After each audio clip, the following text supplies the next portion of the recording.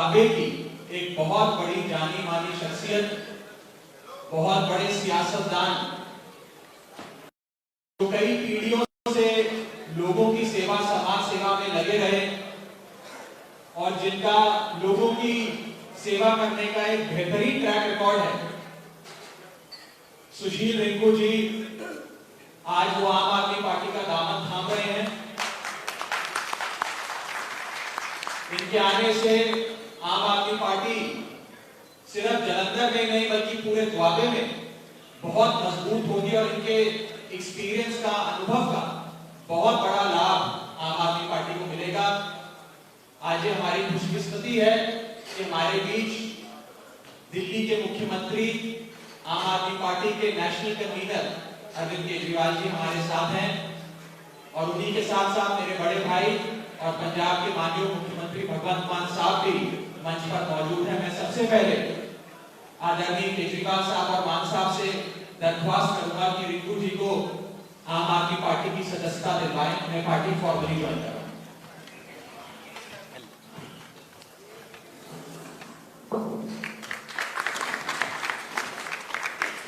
Welcome.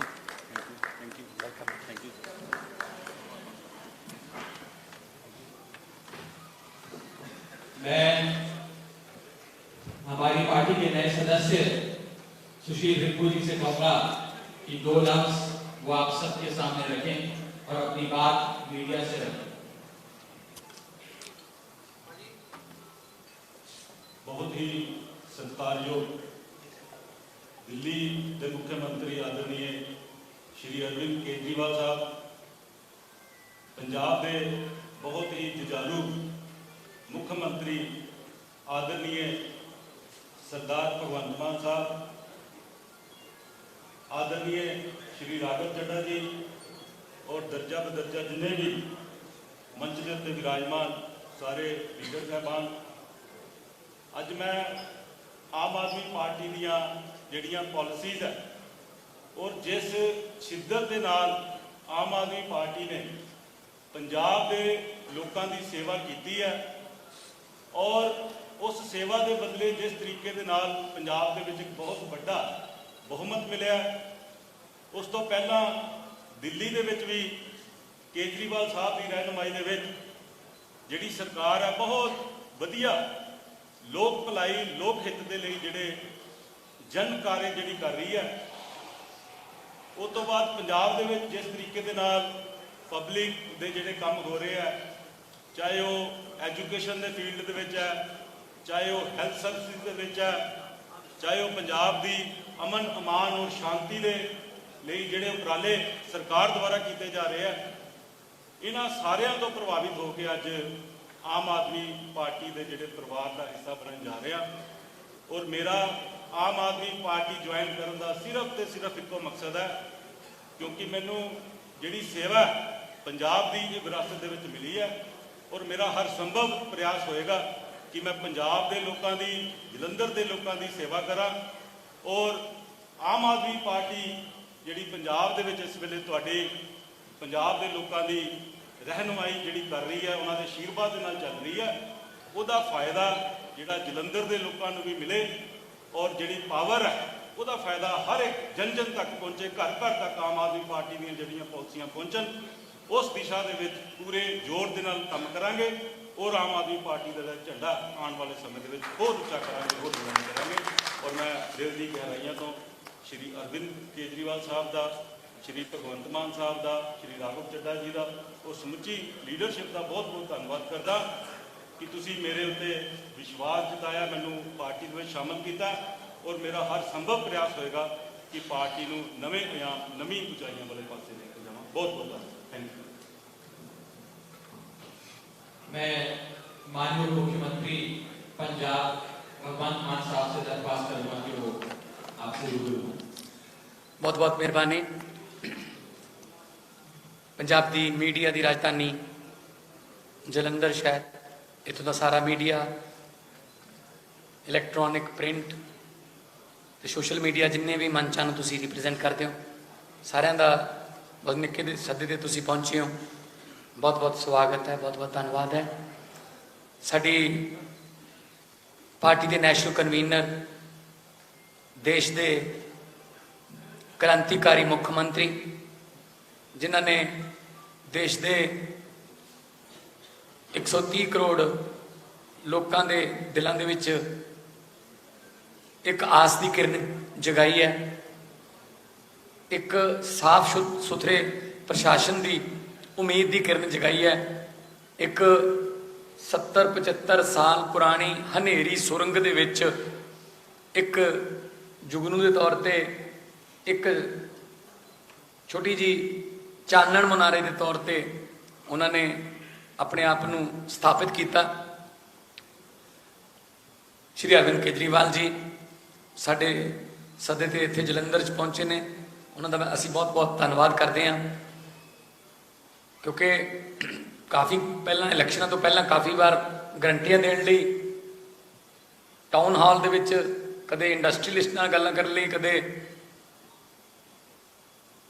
Sports ਦੇ industry ਦੇ ਨਾਲ ਰਿਲੇਟਡ ਜਿੰਨੇ ਵੀ ਵਪਾਰੀ ਸੀ ਉਹਨਾਂ ਨਾਲ ਗੱਲ ਕਰਨ ਲਈ, ਕਦੇ ਕਿਸਾਨਾਂ ਨਾਲ ਗੱਲ ਕਰਨ ਲਈ ਇੱਥੇ ਆਉਂਦੇ ਰਹੇ ਹਾਂ।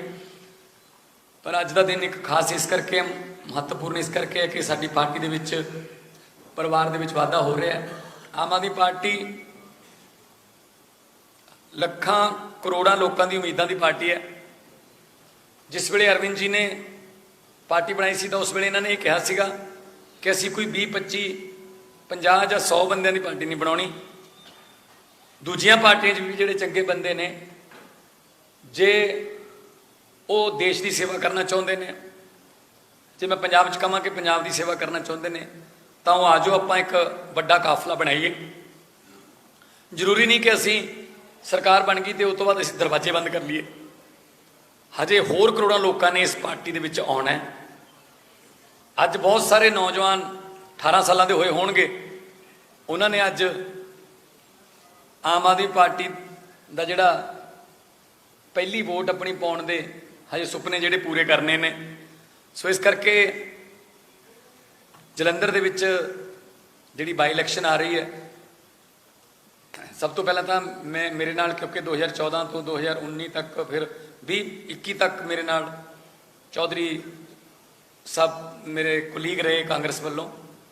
ਮੈਂ ਪਰਮਾਤਮਾ ਅੱਗੇ ਅਰਦਾਸ ਕਰਦਾ ਕਿ ਉਹਨਾਂ ਦੀ ਆਤਮਾ ਨੂੰ ਸ਼ਾਂਤੀ ਬਖਸ਼ੇ ਪਰਮਾਤਮਾ। ਇੱਕ ਐਸੇ ਹਾਲਾਤਾਂ ਦੇ ਵਿੱਚ ਬਾਈ ਇਲੈਕਸ਼ਨ ਹੋ ਰਹੀ ਹੈ, ਪਰ ਕਿਉਂਕਿ ਦੇਸ਼ ਦਾ ਸੰਵਿਧਾਨ ਹੈ, ਕਾਨੂੰਨ ਹੈ ਕਿ ਹਰ ਖਿੱਤੇ ਦੇ ਲੋਕਾਂ ਨੂੰ ਰਿਪਰੈਜ਼ੈਂਟੇਸ਼ਨ ਲੋਕ ਸਭਾ 'ਚ ਮਿਲਣੀ ਚਾਹੀਦੀ ਹੈ।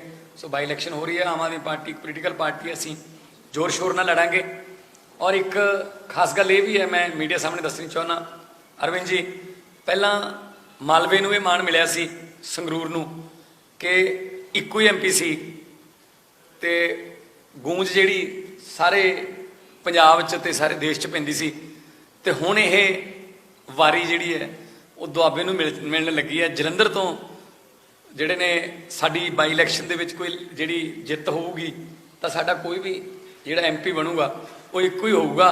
ਪਰ ਇੰਨਾ ਮੈਂ ਕਹਿਣਾ ਚਾਹੁੰਦਾ, ਜਿਹੜਾ ਵੀ ਹੋਊਗਾ ਉਹਦੀ ਗੂੰਜ ਜਿਹੜੀ ਹੈ ਉਹ ਸਾਰੇ ਪੰਜਾਬ 'ਚ ਤੇ ਸਾਰੇ ਦੇਸ਼ 'ਚ ਗੂੰਜੂਗੀ।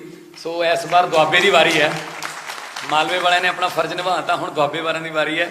ਸਾਡੇ 4 MLA ਨੇ, ਕੁਛ MLA ਸਾਡੇ ਬਹੁਤ ਛੋਟੇ ਛੋਟੇ ਮਾਰਜਨ ਤੇ ਹਾਰੇ ਨੇ।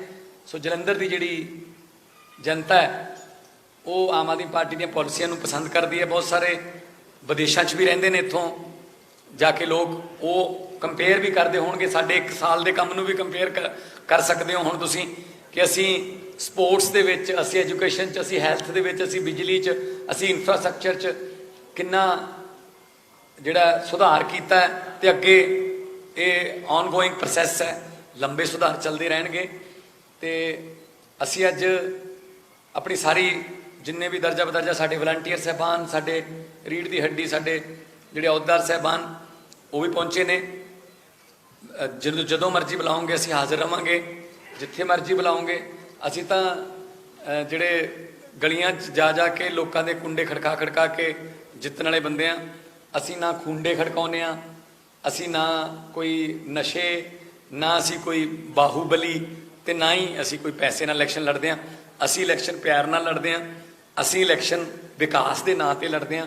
ਔਰ ਜਿੰਨੀ ਵਾਰੀ ਵੀ ਜਿੱਥੇ ਵੀ ਲੋਕਾਂ ਨੂੰ ਵਿਕਾਸ ਤੇ ਪਿਆਰ ਦੀ ਸਾਡੇ ਦੀ ਸਮਝ ਆਉਂਦੀ ਹੈ ਤੇ ਉੱਥੇ ਅਸੀਂ ਕਦੇ ਹਾਰਦੇ ਨਹੀਂ। ਅਰਵਿੰਦ ਕੇਜਰੀਵਾਲ ਜੀ ਨੇ ਮੇਰੇ ਖਿਆਲ 'ਚ ਦੇਸ਼ ਦੇ ਵਿੱਚ ਕੋਈ ਇਹੋ ਜਿਹਾ ਲੀਡਰ ਮੈਂ ਆਪਣੀ ਜੋ ਹੋਸ਼ ਸੰਭਾਲੀ ਹੈ ਮੈਂ ਨਹੀਂ ਦੇਖਿਆ ਕਿ ਜਿਹਨੇ ਇਹ ਗੱਲ ਕਹਿਤੀ ਹੋਵੇ ਇਲੈਕਸ਼ਨ ਤੋਂ 2 ਮਹੀਨੇ ਪਹਿਲਾਂ, 2020 ਦੀ ਇਲੈਕਸ਼ਨ ਤੋਂ 2 ਮਹੀਨੇ ਪਹਿਲਾਂ ਟੀਵੀ ਤੇ ਆ ਕੇ ਇਹ ਗੱਲ ਕਹਿਤੀ ਹੋਵੇ ਦਿੱਲੀ ਦੇ ਲੋਕਾਂ ਨੂੰ ਕਿ ਦਿੱਲੀ ਦੇ ਲੋਕਾਂ ਨੂੰ ਮੈਂ ਬੇਨਤੀ ਕਰਦਾ, ਜੇ ਮੇਰੇ ਕੀਤੇ ਹੋਏ ਕੰਮ ਪਸੰਦ ਆਏ ਨੇ 5 ਸਾਲ ਦੇ, ਪੌਣੇ 5 ਸਾਲ ਦੇ ਪਿਛਲੇ, ਤਾਂ ਮੈਨੂੰ ਵੋਟ ਪਾ ਦਿਓ, ਨਹੀਂ ਮੈਨੂੰ ਵੋਟ ਨਾ ਪਾਇਓ। ਇਹ ਗੱਲ ਕਹਿਣ ਵਾਸਤੇ ਜਿਗਰਾ ਚਾਹੀਦਾ ਜੀ। ਇਹ ਗੱਲ ਉਹੀ ਬੰਦਾ ਕਹਿ ਸਕਦਾ ਹੈ ਜਿਹਨੇ ਕੁਛ ਕੀਤਾ ਹੋਵੇ, ਜਿਹਨੂੰ ਅੰਦਰੋਂ ਕੌਨਫੀਡੈਂਸ ਹੋਵੇ। ਸੋ ਅਸੀਂ ਉਸ ਤਰ੍ਹਾਂ ਦੀ ਰਾਜਨੀਤੀ ਜਿਹੜੀ ਆ ਕਰਦੇ ਹਾਂ ਤੇ ਅਸੀਂ ਜਲੰਧਰ ਦੇ ਹਲਕੇ ਦੇ ਜਿੰਨੇ ਵੀ ਲੋਕ ਨੇ ਜਾਂ ਵੋਟਰ ਨੇ ਉਹਨਾਂ ਨੂੰ ਵੀ ਇਹੀ ਕਹਾਂਗੇ ਕਿ ਅਸੀਂ ਵਿਕਾਸ ਦੀ, ਸਕੂਲਾਂ ਦੀ, ਹਸਪਤਾਲਾਂ ਦੀ, ਬਿਜਲੀ ਦੀ, ਇਨਫਰਾਸਟ੍ਰਕਚਰ ਦੀ ਤੇ ਸ਼ਹਿਰਾਂ ਨੂੰ ਚਮਕਾਉਣ ਦੀ ਰਾਜਨੀਤੀ ਕਰਾਂਗੇ। ਅਸੀਂ ਕਿਸੇ ਬਦਲੇ ਦੀ ਭਾਵਨਾ ਦੀ, ਅਸੀਂ ਨਫ਼ਰਤ ਦੀ ਰਾਜਨੀਤੀ ਨਹੀਂ ਕਰਦੇ। ਤੇ ਮੈਂ ਸੁਸ਼ੀਲ ਰਿੰਕੂ ਜੀ ਦਾ ਔਰ ਉਹਨਾਂ ਦੇ ਜਿੰਨੇ ਵੀ ਸਾਥੀ ਨਾਲ ਆਏ ਨੇ, ਮੈਂ ਉਹਨਾਂ ਦਾ ਸਾਰਿਆਂ ਦਾ ਆਮ ਆਦਮੀ ਪਾਰਟੀ ਦੇ ਸੰਗਠਨ ਦੇ ਪ੍ਰਧਾਨ ਹੋਣ ਵਜੋਂ ਵੀ ਤੇ ਪੰਜਾਬ ਦੇ ਮੁੱਖ ਮੰਤਰੀ ਦੇ ਤੌਰ ਤੇ ਵੀ ਮੈਂ ਉਹਨਾਂ ਦਾ ਸਵਾਗਤ ਕਰਦਾ। ਤੇ ਮੈਨੂੰ ਬਹੁਤ ਉਮੀਦ ਹੈ ਕਿ ਇਹਨਾਂ ਦੇ ਜਿਹੜੇ ਤਜਰਬੇ ਦਾ ਇਸਤੇਮਾਲ ਆਮ ਆਦਮੀ ਪਾਰਟੀ ਕਰੂਗੀ ਤੇ ਸਾਨੂੰ ਲਾਭ ਮਿਲੂਗਾ ਤੇ ਸਾਡੀ ਜਿਹੜੀ ਪਾਰਟੀ ਹੈ ਉਹ ਹੋਰ ਮਜ਼ਬੂਤ ਹੋਊ, ਸਾਡਾ ਪਰਿਵਾਰ। ਤੇ ਮਜ਼ਬੂਤ ਪਰਿਵਾਰ ਦਾ ਮਤਲਬ ਇਹੀ ਹੋ ਗਿਆ ਕਿ ਅਸੀਂ ਫਿਰ ਲੋਕਾਂ ਦੀਆਂ ਆਸਾਵਾਂ ਤੇ ਉਮੀਦਾਂ ਤੇ ਹੋਰ ਪੂਰੇ ਉਤਰਨ ਦੇ ਵਿੱਚ ਜਿਹੜਾ ਉਹ ਕਾਬਿਲ ਰਹਾਂਗੇ। ਮੈਂ ਸਾਰਿਆਂ ਦਾ ਜਿੰਨੇ ਵੀ ਇੱਥੇ ਪਹੁੰਚੇ ਨੇ ਮੈਂ ਧੰਨਵਾਦ ਕਰਦਾ ਤੇ ਨਾਲ ਨਾਲ ਮੈਂ ਬੇਨਤੀ ਕਰਦਾ ਸਾਡੇ ਨੈਸ਼ਨਲ ਕਨਵੀਨਰ ਅਰਵਿੰਦ ਕੇਜਰੀਵਾਲ ਜੀ ਨੂੰ ਕਿ ਉਹ, ਕਿਉਂਕਿ ਮੈਂ ਇਸ ਗੱਲੋਂ ਵੀ ਧੰਨਵਾਦੀ ਹਾਂ ਕਿ ਉਹ ਪੂਰੇ ਦੇਸ਼ ਦੀ ਜ਼ਿੰਮੇਵਾਰੀ ਛੱਡ ਕੇ ਆਏ ਨੇ। ਹੁਣ ਇਕੱਲੇ ਦਿੱਲੀ ਦੀ ਨਹੀਂ, ਹੁਣ ਇਹਨਾਂ ਤੇ ਪੂਰੇ ਦੇਸ਼ ਦੀ ਜ਼ਿੰਮੇਵਾਰੀ ਹੈ। ਸੋ ਲੋਕ ਬਹੁਤ ਉਮੀਦਾਂ ਨਾਲ ਇਹਨਾਂ ਵੱਲ ਦੇਖ ਰਹੇ ਨੇ ਤੇ ਉਹ ਪੂਰੇ ਦੇਸ਼ ਦੀ ਜ਼ਿੰਮੇਵਾਰੀ ਨੂੰ ਛੱਡ ਕੇ ਅੱਜ ਇੱਥੇ ਸਪੈਸ਼ਲੀ ਪਹੁੰਚੇ ਨੇ। ਸੀਐਮ ਦੀ ਯੋਗਸ਼ਾਲਾ ਪਹਿਲਾਂ ਪਟਿਆਲਾ ਦੇ ਵਿੱਚ ਉਦਘਾਟਨ ਕੀਤਾ ਤੇ ਹੁਣ ਜਲੰਧਰ ਆਏ ਨੇ। ਸੋ ਮੈਂ ਉਹਨਾਂ ਨੂੰ ਕਹੂੰਗਾ ਕਿ ਉਹ ਆਪਣੇ ਵਿਚਾਰ ਵੀ ਸਾਂਝੇ ਕਰਨ ਤੇ ਜੇ ਪੱਤਰਕਾਰਾਂ ਦੇ ਕੋਈ ਸਵਾਲ ਨੇ ਉਹਨਾਂ ਦੇ ਵਿੱਚ ਕੋਈ।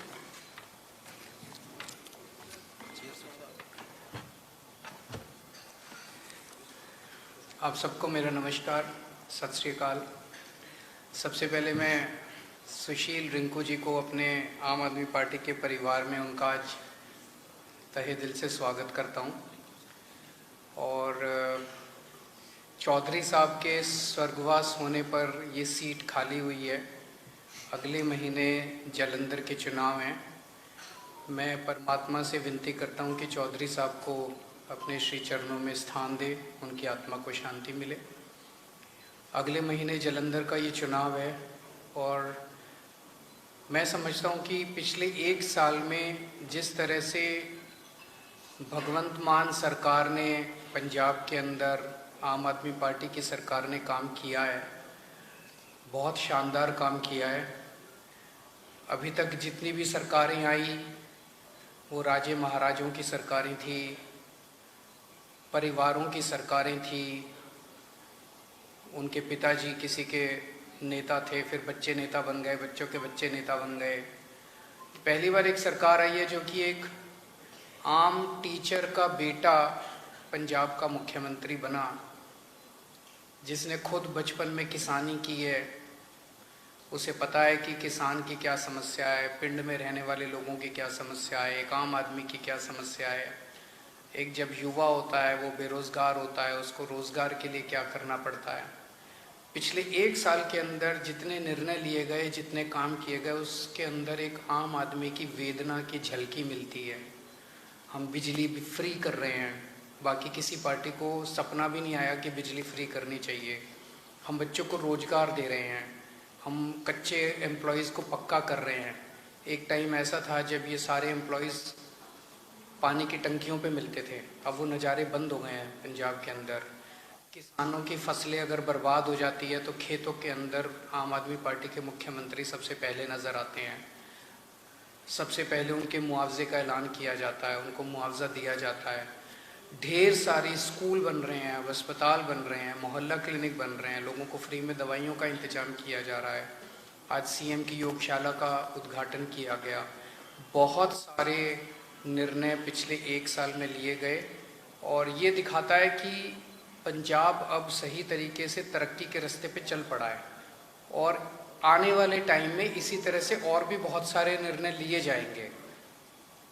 तो मैं समझता हूँ कि जालंधर के लोग इस सीट को हमें भारी बहुमत से जिता के हमारा उत्साह बढ़ाएंगे, हमारा मनोबल बढ़ाएंगे और ये सीट हम लोग अच्छे मार्जिन से जीतेंगे।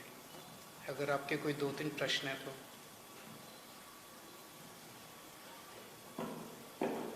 ਜੀ ਪੰਜਾਬ ਦੇ ਵਿੱਚ ਸੰਗਰੂਰ ਤੋਂ ਬਾਅਦ ਹੁਣ ਦੂਜਾ ਮੌਕਾ ਹੈ ਉਪ ਚੁਣਾਵ ਦਾ।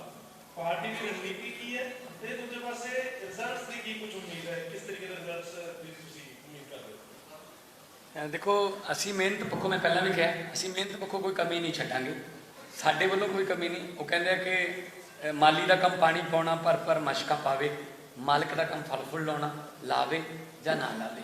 ਸੋ ਲੋਕਤੰਤਰ 'ਚ ਮਾਲਕ ਜਨਤਾ ਹੈ। ਅਸੀਂ ਲੋਕਾਂ ਕੋਲੇ ਜਾਵਾਂਗੇ, ਉਹਨਾਂ ਨਾਲ ਗੱਲਬਾਤ ਕਰਾਂਗੇ, ਵਿਕਾਸ ਦੇ ਨਾਂ 'ਤੇ, ਅੱਗੇ ਉਹਨਾਂ ਦੇ ਬੱਚਿਆਂ ਦੇ ਰੋਜ਼ਗਾਰ ਦੇ ਨਾਂ 'ਤੇ, ਬਜ਼ੁਰਗਾਂ ਦੇ ਇਲਾਜ ਦੇ ਨਾਂ 'ਤੇ, ਹੋਰ ਦੇਸ਼ ਨੂੰ, ਪੰਜਾਬ ਨੂੰ ਤਰੱਕੀ ਦੇ ਨਾਂ 'ਤੇ ਅਸੀਂ ਵੋਟਾਂ ਮੰਗਾਂਗੇ।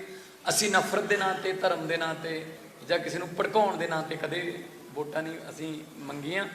ਤੁਸੀਂ ਹੁਣ ਵੀ ਦੇਖ ਲਓਗੇ ਦੇਸ਼ ਦੇ ਵਿੱਚ ਰਾਮਨੌਮੀ ਦੇ ਸਿਲਸਿਲੇ ਜਗ੍ਹਾ ਜਗ੍ਹਾ 'ਤੇ ਤੁਹਾਨੂੰ ਦੰਗੇ ਮਿਲੇ, ਪਰ ਪੰਜਾਬ ਦਾ, ਮੈਂ ਪਹਿਲੇ ਦਿਨੋਂ ਕਹਿੰਦਾ ਰਿਹਾ, ਸੋਸ਼ਲ ਭਾਈਚਾਰਾ, ਸੋਸ਼ਲ ਬੌਂਡਿੰਗ ਇੰਨੀ ਸਟਰੋਂਗ ਹੈ ਕਿ ਪੰਜਾਬ ਦੇ ਵਿੱਚ ਸਾਡੇ ਕੋਈ, ਅਸੀਂ ਸਾਰਿਆਂ ਦੇ ਤਿਉਹਾਰ ਇਕੱਠੇ ਮਨਾਉਂਦੇ ਹਾਂ। ਸੋ ਪੰਜਾਬ ਦੀ ਅਮਨ ਸ਼ਾਂਤੀ ਵੀ ਕਾਇਮ ਰੱਖਣੀ ਹੈ। ਸੋ ਇਲੈਕਸ਼ਨ ਦੇ ਵਿੱਚ ਆਪਣੇ ਵੱਲੋਂ ਮਿਹਨਤ 'ਚ ਸਾਡੀ ਪੂਰੀ ਟੀਮ ਲੱਗ ਜੂਗੀ। ਅਸੀਂ ਜਦੋਂ ਇਲੈਕਸ਼ਨ ਲੜਦੇ ਹਾਂ ਆਮ ਆਦਮੀ ਪਾਰਟੀ ਵਾਲੇ, ਅਸੀਂ ਆਪਣੇ ਆਪਣੇ ਅਹੁਦੇ ਭੁੱਲ ਜਾਂਦੇ ਹਾਂ ਕਿ ਉਹ ਕੌਣ ਹੈ, ਉਹ ਕਿੱਥੇ ਨਹੀਂ ਜਾ ਸਕਦਾ। ਨਹੀਂ, ਜੇ ਇਹ ਜਾਊਗਾ ਤਾਂ ਇੰਨਾ ਇਕੱਠ ਹੋਣਾ ਚਾਹੀਦਾ ਅੱਗੇ, ਉਹ ਸਾਡੇ 'ਚ ਨਹੀਂ। ਜੇ ਮੇਰੇ ਮੂਹਰੇ ਵੀ 10 ਬੰਦੇ ਹੋਣਗੇ, ਮੈਂ 10 ਬੰਦਿਆਂ ਨੂੰ ਵੀ ਸੰਬੋਧਨ ਕਰੂੰਗਾ, ਕਿਉਂਕਿ ਜੇ 10 ਬੰਦੇ ਵੀ ਸੁਣਨਗੇ ਅੱਗੇ ਜਾ ਕੇ 100 ਨੂੰ ਦੱਸਣਗੇ। ਸੋ ਸਾਡੀ ਪਾਰਟੀ 'ਚ ਇਸ ਤਰ੍ਹਾਂ ਦਾ ਕੋਈ ਪ੍ਰੋਟੋਕੋਲ ਨਹੀਂ ਹੈਗਾ ਕਿ ਜੇ ਉੱਥੇ ਮੁੱਖ ਮੰਤਰੀ ਨੇ ਆਉਣਾ ਜਾਂ ਕਿਸੇ ਮੰਤਰੀ ਨੇ ਜਾਂ ਐਮਐਲਏ ਨੇ ਆਉਣਾ, ਇੰਨਾ ਇਕੱਠ ਉੱਥੇ ਹੋਣਾ ਹੀ ਹੋਣਾ ਚਾਹੀਦਾ। ਅਸੀਂ ਆਪਣੇ ਜਿਹੜੇ ਕੈਂਡੀਡੇਟਾਂ 'ਤੇ ਕਦੇ ਵੀ ਪ੍ਰੈਸ਼ਰ ਨਹੀਂ ਪਾਇਆ। ਤੁਸੀਂ 2022 ਦੀ ਇਲੈਕਸ਼ਨ ਆਪ ਤੁਸੀਂ ਖੁਦ ਬਹੁਤ ਵਾਰੀ ਮੈਨੂੰ ਮਿਲੇ ਹੋ, ਜਦੋਂ ਵੀ ਮਿਲੇ ਆਪਾਂ ਕਾਰ ਦੇ ਵਿੱਚ ਮੈਂ ਖੜਾ ਹੁੰਦਾ ਸੀ ਨਾ। ਸੋ ਅਸੀਂ ਉਹ ਉਸ ਤਰ੍ਹਾਂ ਪਿੰਡਾਂ ਦੇ ਵਿੱਚ ਜਾਵਾਂਗੇ ਤੇ ਲੋਕਾਂ ਨਾਲ ਗਲੀਆਂ 'ਚ ਜਾ ਕੇ ਗੱਲਾਂ ਕਰਾਂਗੇ। ਆਮ ਲੋਕਾਂ 'ਚੋਂ ਨਿਕਲੇ ਹੋਏ ਆਮ ਲੋਕਾਂ 'ਚ ਦੁਬਾਰਾ ਰਿਜ਼ਲਟ ਤਾਂ ਮੈਂ ਤੁਹਾਨੂੰ ਕਿਹਾ, ਇਹ ਤਾਂ 10 ਮਈ ਨੂੰ ਲੋਕ ਦੱਸ ਦੇਣਗੇ। ਵੈਸੇ ਸਾਨੂੰ ਉਮੀਦ ਹੈ ਕਿ ਅਸੀਂ ਅੱਜ ਉੱਥੇ ਯੋਗਸ਼ਾਲਾ ਦਾ ਜਦੋਂ ਬਟਨ ਦੱਬਿਆ ਤਾਂ ਮੇਰੇ ਦਿਲ ਦੇ ਵਿੱਚ ਇਹ ਵੀ ਗੱਲ ਚੱਲ ਰਹੀ ਸੀ ਕਿ ਇਹ ਬਟਨ ਅਸੀਂ ਤਾਂ ਦੱਬ ਰਹੇ ਹਾਂ ਕਿਉਂਕਿ 1 ਸਾਲ ਪਹਿਲਾਂ ਪੰਜਾਬ ਦੇ ਕਰੋੜਾਂ ਲੋਕਾਂ ਨੇ ਝਾੜੂ ਵਾਲਾ ਬਟਨ ਦੱਬਿਆ ਸੀ, ਤਾਂ ਅਸੀਂ ਉਹ ਬਟਨ ਦੱਬਣ ਜੋਗੇ ਹੋਏ ਹਾਂ। ਸੋ ਇਸ ਕਰਕੇ ਸਾਨੂੰ ਉਮੀਦ ਹੈ ਕਿ ਆਹ 2 ਬਟਨਾਂ 'ਚੋਂ ਨਿਕਲ ਕੇ ਜਿਹੜੇ ਪੰਜਾਬ ਦੇ ਲੋਕ ਨੇ ਉਹ ਤੀਜਾ ਬਟਨ ਸੀਐਮ ਸਾਹਿਬ ਪੰਕਜ ਨਿਊਜ਼ ਏਟੀ ਤੋਂ। ਸੀਐਮ ਸਾਹਿਬ 2022 ਚ ਜਦੋਂ ਆਮ ਆਦਮੀ ਪਾਰਟੀ ਦੀ ਹਨੇਰੀ ਸੀ, ਉਸ ਵੇਲੇ ਜਲੰਧਰ ਦੇ ਵਿੱਚ ਕਾਂਗਰਸ ਦਾ ਬੋਲਬਾਲਾ ਸੀਗਾ ਔਰ ਕਾਂਗਰਸ ਦਾ ਗੜ ਮੰਨਿਆ ਜਾਂਦਾ। 2 ਵਾਰ ਚੌਧਰੀ ਸੰਤੋਖ ਇਥੋਂ ਮੈਂਬਰ ਪਾਰਲੀਮੈਂਟ ਰਹੇ ਔਰ ਹੁਣ ਵੀ ਇੱਕ ਸਿੰਪਥੀ ਵੋਟ ਵੀ ਉਹਨਾਂ ਨੂੰ ਪੈ ਸਕਦੀ ਹੈ। ਤੁਹਾਨੂੰ ਲੱਗਦਾ ਹੈ ਕਿ ਕਾਂਗਰਸ ਦਾ ਗੜ ਇਸ ਵਾਰ ਆਮ ਆਦਮੀ ਪਾਰਟੀ ਸੇਧ ਮਾਰੀ ਕਰ ਸਕੇਗੀ ਇਸ ਜਲੰਧਰ ਦੇ ਵਿੱਚ ਜਿੱਤ? ਕੀ ਸਟ੍ਰੈਟਜੀ, ਕਿਸ ਤਰੀਕੇ ਦੀ, ਕਿਸ ਤਰੀਕੇ ਨਾਲ ਕੰਪੇਨ ਕੀਤੀ ਜਾਏਗੀ? ਪੰਕਜ ਜੀ, ਅਸੀਂ ਕੋਈ ਕਿਸੇ ਨੂੰ ਹਰਾਉਣ ਨਹੀਂ ਆਉਂਦੇ ਕਿ ਅਸੀਂ ਉਹਨੂੰ ਹਰਾ ਦਾਂਗੇ, ਇਹਦਾ ਗੜ ਤੋੜ ਦਾਂਗੇ। ਅਸੀਂ ਤਾਂ ਲੋਕਾਂ ਨੂੰ ਜਿਤਾਉਣ ਆਉਂਦੇ ਹਾਂ ਜਦੋਂ ਵੀ ਜਾਂਦੇ ਹਾਂ। ਮੈਂ ਜ਼ਿੰਦਗੀ 'ਚ ਨਹੀਂ ਸੋਚਿਆ ਸੀ ਕਦੇ ਮੈਂ ਕਿ ਸੁਖਦੇਵ ਸਿੰਘ ਢੀਂਡਸਾ, ਵਿਜੇਂਦਰ ਸਿੰਗਲਾ, ਕੇਵਲ ਢਿੱਲੋਂ ਵਰਗੇ ਦਿੱਗਜ ਉਹਨਾਂ ਦੀ ਜ਼ਮਾਨਤਾਂ ਜ਼ਬਤ ਹੋ ਜਾਣਗੀਆਂ। ਪਬਲਿਕ ਹੈ, ਲੋਕ ਨੇ, ਲੋਕ ਵੱਡੇ ਹੁੰਦੇ ਨੇ, ਲੋਕਤੰਤਰ 'ਚ ਲੋਕ ਵੱਡੇ ਹੁੰਦੇ ਨੇ। ਅਸੀਂ ਲੋਕਾਂ ਕੋਲੇ ਜਾਵਾਂਗੇ, ਲੋਕਾਂ ਨੂੰ ਸਮਝਾਵਾਂਗੇ। ਲੋਕਾਂ ਨੇ ਕਿਹਾ ਕਿ ਹਾਂ ਇਹਨਾਂ ਇਸ ਪਾਰਟੀ ਨੂੰ ਵੋਟ ਪਾ ਕੇ ਸਾਡੀ ਆਵਾਜ਼ ਸੈਂਟਰ ਦੀ ਸਰਕਾਰ ਤੱਕ ਪਹੁੰਚੂਗੀ, ਸਾਡੀ ਆਵਾਜ਼ ਜਿਹੜੀ ਹੈ ਜਲੰਧਰ ਦੀ ਆਵਾਜ਼ ਉਹ ਪੂਰੇ ਦੇਸ਼ ਤੱਕ ਪਹੁੰਚੂਗੀ, ਤਾਂ ਉਹ ਸਾਡੇ ਹੱਕ 'ਚ ਫਤਵਾ ਦੇ ਦੇਣਗੇ। ਬਾਕੀ ਜਿਸ ਤਰ੍ਹਾਂ ਮੈਂ ਪਹਿਲਾਂ ਕਿਹਾ ਕਿ ਲੋਕਾਂ ਦਾ ਜਿਹੜਾ ਫਤਵਾ ਉਹ ਸਿਰ ਮੱਥੇ ਲੋਕਤੰਤਰ ਦੇ ਵਿੱਚ ਹੁੰਦਾ। ਪਰ ਅਸੀਂ ਆਪਣੇ ਵੱਲੋਂ ਮਿਹਨਤ 'ਚ ਕੋਈ ਕਮੀ ਨਹੀਂ ਛੱਡਣੀ। ਕੋਈ ਸਾਡੀ ਇਸ ਤਰ੍ਹਾਂ ਦੀ ਪਲੈਨਿੰਗ ਨਹੀਂ, ਇਹਦੀ ਲੱਤ ਖਿੱਚ ਲਓ, ਇਹਨਾਂ ਨੂੰ ਐਂ ਕਰ ਦਿਓ, ਇਹਨੂੰ ਐਂ ਕਰ ਦਿਓ, ਉਹ ਨਹੀਂ। ਸਾਡੀ ਤਾਂ ਇਹ ਹੈ ਸਾਰਿਆਂ ਕੋਲੇ ਜਾ ਕੇ ਗੱਲ ਸੁਣ ਲਓ, ਸਾਰਿਆਂ ਨੂੰ ਆਪਣੀ ਗੱਲ ਦੱਸ ਦਿਓ, ਆਪਣਾ ਫਾਰਮੂਲਾ, ਆਪਣੀ ਪਾਰਟੀ ਦਾ ਏਜੰਡਾ ਰੱਖ ਦਿਓ। ਜਿਹੜੀ ਪਾਰਟੀ ਦਾ ਏਜੰਡਾ ਲੋਕਾਂ ਨੂੰ ਪਸੰਦ ਆਇਆ, ਲੋਕ ਉਹਨੂੰ पसंद करें। मैं मनजीत सेकंड इंडिया टुडे से सर, मेरा सवाल अरविंद केजरीवाल जी से है। सर, आप तीसरे मोर्चे की क्या संभावनाएं देखते हैं और क्या आम आदमी पार्टी लाइक माइंडेड पार्टीज के साथ मिलकर तीसरा मोर्चा बनाना चाहती है? देखिए, जनतंत्र में जनता मालिक होती है। ये कई बार विपक्षी एकता की बातें होती हैं। जनता जिस दिन एक हो गई उस दिन जनता तय करेगी कि क्या करना है। विपक्षी एकता इंपॉर्टेंट नहीं है, जनता की एकता इंपॉर्टेंट है। आप जितनी मर्जी विपक्षी एकता कर लीजिए, अगर जनता ने किसी इसको जिताना है तो उसको जिताएगी और उसको जिताना है तो उसको जिताएगी। तो जनता का क्या मूड है जनतंत्र के अंदर जनता तय करेगी। Thank you. ਸਤਿ ਸ਼੍ਰੀ ਅਕਾਲ ਮਾਨ ਸਾਹਿਬ, ਇੱਕ ਸਵਾਲ ਹੈ ਨਰੇਗਾ ਪੀਟੀਆਈ ਕਿ ਤੁਸੀਂ ਜੋ ਅਨਾਉਂਸਮੈਂਟ ਕਰ ਰਹੇ ਹੈਗੇ ਹੋ ਤੁਹਾਡਾ ਕੈਂਡੀਡੇਟ ਕੌਣ ਹੋਵੇਗਾ? ਕਿ ਸੁਸ਼ੀਲ ਰਿੰਕੂ ਕੈਂਡੀਡੇਟ ਹੋਣਗੇ ਤੁਹਾਡੇ ਜਲੰਧਰ ਤੋਂ? ਦੇਖੋ ਇਹ ਪਾਰਟੀ ਨੇ ਡਿਸਾਈਡ ਕਰਨਾ ਹੈ, ਬੜੀ ਜਲਦੀ ਅਸੀਂ ਜਿਹੜਾ ਕੈਂਡੀਡੇਟ ਡਿਸਾਈਡ ਕਰ ਦਾਂਗੇ। ਤੇ ਇਹ ਸਾਡਾ ਜਿਹੜਾ ਪਾਰਟੀ ਦਾ ਕਲਚਰ ਹੈ ਉਹ ਦੂਜੀਆਂ ਪਾਰਟੀਆਂ ਜਿਹੜੀਆਂ ਰਵਾਇਤੀ ਪਾਰਟੀਆਂ ਉਹਨਾਂ ਵਰਗਾ ਨਹੀਂ ਹੈਗਾ ਕਿ ਆਹ ਕੋਟਾ ਹੈ, ਇਹਦਾ ਆਹ ਕੋਟਾ ਹੈ, ਫਲਾਣੇ ਦਾ ਕੋਟਾ ਹੈ। ਜਨਤਾ ਸਾਡਾ ਕੋਟਾ ਹੈ। ਕੋਈ ਕਹਿੰਦਾ ਅਸੀਂ ਇਹਦੀ ਬੀ ਟੀਮ ਆ, ਉਹਦੀ ਏ ਟੀਮ, ਅਸੀਂ ਪਬਲਿਕ ਦੀ ਟੀਮ ਆ, ਜਨਤਾ ਦੀ ਟੀਮ ਆ। ਅਸੀਂ ਸਰਵੇ ਵੀ ਕਰਵਾ ਰਹੇ ਹਾਂ। ਸਰਵੇ ਦੇ ਵਿੱਚ ਜਿਹਨੂੰ ਲੋਕ ਕਹਿਣਗੇ ਅਸੀਂ ਉਹਦਾ ਨਾਮ ਅਨਾਉਂਸ ਕਰ ਦਾਂਗੇ। ਅਸੀਂ ਤਾਂ ਮੁੱਖ ਮੰਤਰੀ ਦਾ ਨਾਮ ਵੀ ਜਦੋਂ ਮੇਰਾ ਨਾਮ ਵੀ ਅਨਾਉਂਸ ਕੀਤਾ ਤਾਂ ਬਕਾਇਦਾ ਤੌਰ ਤੇ ਲੋਕਾਂ ਤੋਂ SMS ਮੰਗੇ, 4-5 ਦਿਨ ਦਿੱਤੇ। ਉਸ ਤੋਂ ਬਾਅਦ SMS ਜਿਹੜੇ ਜਾਂ ਮੈਸੇਜ ਆਏ ਉਹਨਾਂ ਦੇ ਵਿੱਚੋਂ ਲੋਕ ਪਹਿਲੀ ਵਾਰ ਹੋਇਆ ਕਿ ਲੋਕਾਂ ਵੱਲੋਂ ਕਿਸੇ ਦਾ ਨਾਮ ਆਇਆ, ਨਹੀਂ ਤਾਂ ਪਾਰਟੀਆਂ ਡਿਸਾਈਡ ਕਰਦੀਆਂ ਸੀ ਕਿ ਤੁਹਾਡਾ ਇਹ ਹੋਊਗਾ ਹੁਣ। ਸੋ ਸਾਡਾ ਆਉਣ ਵਾਲੇ ਦਿਨਾਂ 'ਚ ਅਸੀਂ ਆਪਣੇ ਜਿਹੜੇ ਪਾਰਟੀ ਲੈਵਲ ਤੇ ਸਰਵੇ ਨੇ ਉਹਨਾਂ 'ਚੋਂ ਅਸੀਂ ਕਰਕੇ ਦੱਸਦੇ। ਮਤਲਬ SIT ਦੀਆਂ ਰਿਪੋਰਟਾਂ ਤੁਹਾਡੇ ਕੋਲ ਆਈਆਂ ਤਿੰਨ, ਉਹ ਕਿਉਂਕਿ 5 ਸਾਲ ਤੋਂ ਪਹਿਲੇ ਪੈਂਡਿੰਗ ਸੀਗੀਆਂ, ਉਹਨਾਂ ਤੇ ਹੁਣ ਐਕਸ਼ਨ ਦੀ ਗੱਲ ਕੀਤੀ ਹੈ, ਕੋਈ ਟਾਈਮ ਬਾਉਂਡ ਐਕਸ਼ਨ ਹੋਏਗਾ? ਦੇਖੋ ਮਾਨਯੋਗ ਹਾਈ ਕੋਰਟ ਨੇ ਇਹੀ ਕਿਹਾ ਸਾਨੂੰ ਕਿ ਜਿਹੜੀਆਂ ਲਿਫਾਫੇ ਖੋਲਣਗੇ ਤਾਂ ਲਿਫਾਫਿਆਂ ਦੇ ਵਿੱਚ ਜਿਹੜੇ ਨਾਮ ਹੋਏ ਉਹਨਾਂ ਤੇ ਕਾਰਵਾਈ ਕਰਿਓ, ਤੇ ਜੇ ਲਿਫਾਫੇ ਦੇ ਵਿੱਚ ਜਿਹੜੇ ਵੀ ਨਾਮ ਨੇ ਉਹਨਾਂ ਤੇ ਸਖਤ ਤੋਂ ਸਖਤ ਕਾਰਵਾਈ ਹੋਊ, ਕਿਉਂਕਿ ਇਹ ਕੋਈ ਛੋਟਾ ਮੁੱਦਾ ਨਹੀਂ ਹੈਗਾ। ਇਹ ਪੰਜਾਬ ਦੀ ਜਵਾਨੀ ਨੂੰ ਪਿਛਲੇ ਕਈ ਸਾਲਾਂ ਤੋਂ ਚਿੱਟੇ ਦੇ ਵਿੱਚ ਬਰਬਾਦ ਕਰਨ ਦਾ ਮੁੱਦਾ ਹੈ। ਉਸ ਚਿੱਟੇ ਨੇ ਬਹੁਤ ਸਾਰੇ ਘਰਾਂ 'ਚ ਚਿੱਟੇ ਰੰਗ ਦੇ 70 ਵਿਛਾਤੇ, ਬਹੁਤ ਸਾਰੀਆਂ ਸਾਡੀਆਂ ਭੈਣਾਂ ਦੇ ਰੰਗਲੀਆਂ ਚੁੰਨੀਆਂ ਦੇ ਰੰਗ ਚਿੱਟੇ ਕਰਤੇ। ਸੋ ਇਹ ਪੰਜਾਬ ਦੀ ਜਵਾਨੀ ਦੇ ਨੂੰ ਚਿੱਟਾ ਵੇਚ ਕੇ ਜਾਂ ਚਿੱਟੇ ਰਾਹੀਂ ਪੈਸਾ ਕਮਾ ਕੇ ਆਪਣੀਆਂ ਪ੍ਰਾਪਰਟੀਆਂ ਬਣਾਉਣ ਵਾਲੇ ਜਿੰਨੇ ਵੀ ਉਹਦੇ 'ਚ ਆਉਣਗੇ ਨਾਮ, ਅਸੀਂ ਉਹਨਾਂ ਤੇ ਕਾਰਵਾਈ ਕਰਾਂਗੇ, ਕਾਨੂੰਨ ਦੇ ਮੁਤਾਬਕ ਕਾਰਵਾਈ ਕਰਾਂਗੇ। ਨਾਮ ਮੈਂ ਇਸ ਤਰ੍ਹਾਂ, ਕਿਉਂਕਿ ਉਹ ਕੌਨਫੀਡੈਂਸ਼ੀਅਲ ਹੈ, ਨਾਮ ਜਦੋਂ ਕਾਰਵਾਈ ਹੋਊਗੀ ਤੁਹਾਨੂੰ ਉਦੋਂ ਹੀ ਪਤਾ ਲੱਗ ਜੂ ਕਿ ਕਿਹਦਾ ਨਾਮ ਸੀ। ਬਿਲਕੁਲ ਬਿਲਕੁਲ, ਅਸੀਂ ਤਾਂ ਜਦੋਂ ਤੋਂ ਲਿਫਾਫੇ ਆਏ ਸਾਡੇ ਕੋਲੇ ਅਸੀਂ ਉਦੋਂ ਤੋਂ ਹੀ ਅਸੀਂ ਦੱਸਤਾ ਕਿ ਸਾਡੇ ਕੋਲੇ ਪਹੁੰਚ ਚੁੱਕੇ ਨੇ। ਅਸੀਂ ਤਾਂ ਕਹਿ ਕੇ ਖੁਲਵਾਏ ਨੇ ਜੀ, ਪਹਿਲਾਂ ਵਾਲੀਆਂ ਸਰਕਾਰਾਂ ਤਾਂ ਖੁਲਵਾਏ ਨਹੀਂ। ਉਹ ਕਹਿੰਦੇ ਪਹਿਲਾਂ ਵਾਲੀ ਸਰਕਾਰ ਕਹਿੰਦੀ ਸੀ ਖੋਲਿਓ ਨਾ, ਫਿਰ ਸਰਕਾਰ ਬਦਲ ਗਈ, ਉਹ ਵੀ ਕਹਿੰਦੇ ਖੋਲਿਓ ਨਾ। ਤੇ ਜਦੋਂ ਸਾਨੂੰ ਪੁੱਛਿਆ ਹਾਈ ਕੋਰਟ ਨੇ, ਅਸੀਂ ਕਿਹਾ ਜੀ ਖੋਲ ਦਿਓ, ਸਾਨੂੰ ਤਾਂ ਪਤਾ ਹੈ ਕਿ ਸਾਡੇ 'ਚ ਤਾਂ ਕੋਈ ਹੋਣਾ ਨਹੀਂ। ਉਹਨਾਂ ਤੋਂ ਉਹਨਾਂ ਨੂੰ ਡਰ ਸੀ ਕਿ ਸਾਡੇ 'ਚ ਹੋਣਗੇ, ਕਿਉਂਕਿ ਉਹਨਾਂ ਨੂੰ ਪਤਾ ਹੈ ਕਿ ਇਹ ਕੰਮ ਸਾਡੇ ਵਾਲਿਆਂ ਦੀ ਹੈ। ਸੋ ਇਸ ਕਰਕੇ ਅਸੀਂ ਤਾਂ ਖੁਲਵਾਏ ਨੇ। ਅਸੀਂ ਤਾਂ ਟਾਈਮ ਬਾਉਂਡ ਕੀ, ਇਸ ਤਾਂ ਕਹਿੰਦੇ ਕਿ ਬਹੁਤ ਲੇਟ ਆ, ਪਹਿਲਾਂ ਹੀ ਜਲਦੀ ਤੋਂ ਜਲਦੀ ਕਾਰਵਾਈ ਹੋ। अभी एक आखिरी सवाल ले लीजिए कि जिस तरह से थर्ड फ्रंट की बात हो रही है, CBI और ED लगातार जिस तरह विपक्ष के नेताओं पर रेड कर रही है, आप लोग इसको लेकर कोर्ट भी गए हुए थे, लेकिन आज याचिका जो है वो वापस ले ली गई। क्या लगता है जिस तरह से सभी विपक्षी पार्टियां एक मंच पर आए हुए हैं, सरकार जो नई सरकार है वो अपने रूप में कुछ नरमी करेगी, आने वाले दिनों में कैसे देखते हैं? मुझे कोई उम्मीद नहीं है केंद्र सरकार से। जैसा मैंने अभी आपका क्वेश्चन एक तरह से रिपीटिशन ही है कि विपक्षी एकता इम्पॉर्टेंट नहीं है, जनतंत्र के अंदर जनता इम्पॉर्टेंट है, नंबर 1। नंबर 2, एजेंडा पॉजिटिव होना चाहिए। अगर सारे मिलके ये कहें कि हम इसको हराने के लिए आए हैं तो जनता को वो पसंद नहीं आता। जनता कहती है हारने का काम या जिताने का काम हमारा है, हमारे ऊपर छोड़ दो। अगर कोई भी फॉर्मेशन होता है जनतंत्र के अंदर, 4 पार्टियां साथ आती हैं, 2 पार्टियां साथ आती हैं, 3, 10, वो जनता के लिए क्या करेगी, उनका पॉजिटिव एजेंडा क्या है, वो एजेंडा जनता के सामने रखना होगा। जनता को जिसका एजेंडा पसंद आएगा जनता उसको वोट देगी। तो एक तो पॉजिटिव एजेंडा होना जरूरी है और दूसरा जनता की एकता ज़रूरी है। जनता को हराने के लिए नहीं, जनता को जिताने के लिए हमें चुनाव लड़ना है।